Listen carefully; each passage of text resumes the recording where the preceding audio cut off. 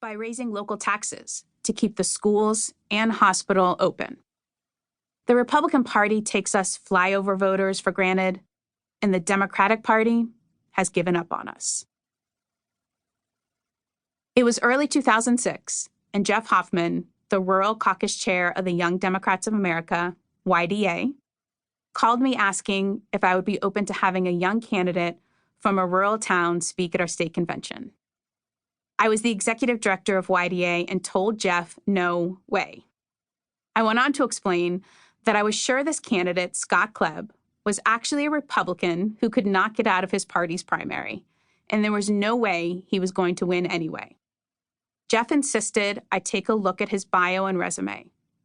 When the email arrived, it also included a picture of a tall ranch hand standing in the middle of a vast open field. To say I was smitten is an understatement. That picture got passed around and became my screensaver and that of many other urban Democrats back then. I called Jeff back and said, sure, let's invite Scott to come speak at the convention. I even offered to head out to rural Nebraska to provide training on the innovative peer-to-peer young voter program we created in 2004. This was a program that started with the basic premise that when you talk to and engage voters, they vote. Implementing the program led to huge increases in turnout. We tested out lots of messaging and methods of voter contact over several years. But in the end, young people are like all voters. They want to be talked to, they want to be heard, and they want to know that the candidates in the Democratic Party care enough about them to include them in mailings, ads, policies, and messaging. My first trip to Nebraska was planned for later that summer. Before coming to Nebraska, I had never worked in a rural community. I spent the early years of my career working with AmeriCorps programs in schools, national youth vote projects, and advocacy for eating disorders and mental health care. My career path took me to the great cities of Tallahassee, Washington, D.C., and Philadelphia.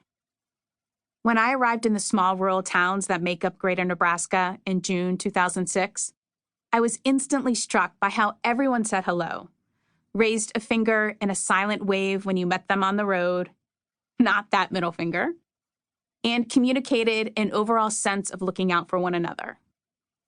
I quickly saw that my assumptions about Scott were wrong. He was running a strong race and was gaining on his Republican opponent in the polls. He did this by running a positive campaign. Surprisingly, he did it while projecting a progressive vision in a district that is mostly farm and ranch country. When Scott spoke, he never talked down or dumbed down the complicated issues facing rural Nebraska. He challenged all those he spoke with to punch above their weight and encouraged them to become part of a growing group of people with a common desire to help build rural America. Scott believed in the rural voters of Nebraska just as much as they believed in him. While Scott did not win his race, he came closer to doing so in that district than any other Democrat had done in over 50 years. On our first date, Scott grabbed a 6-pack of beer and cake for the cows as we headed out to his pickup truck. Scott was working as a ranch hand on the McGinn Ranch, his cousin's operation, outside the small sandhills town of Dunning, an area with many more cattle than people. We drove to the top of one of the highest hills in the area, from which we could watch the birds, deer, and cows on the prairie below us. Blades of grass danced in the wind like an ocean around his truck. As I learned to feed cattle the cake, little morsels of goodness consisting of alfalfa and molasses, I began to understand the deep love family ranchers have for their livestock. In fact, on many family ranches, the cows often have names, and the rancher can point out to you the good mamas and those who might give you a run for your money. The way ranchers and farmers treat their livestock and land is something I get defensive about when I see a tweet or a blog post on how eating meat is animal cruelty. There's no question industrial agriculture hurts animals, workers, and our environment. But I have never met a family farmer or rancher who would not walk straight into a blizzard to save their animals or to help their neighbors.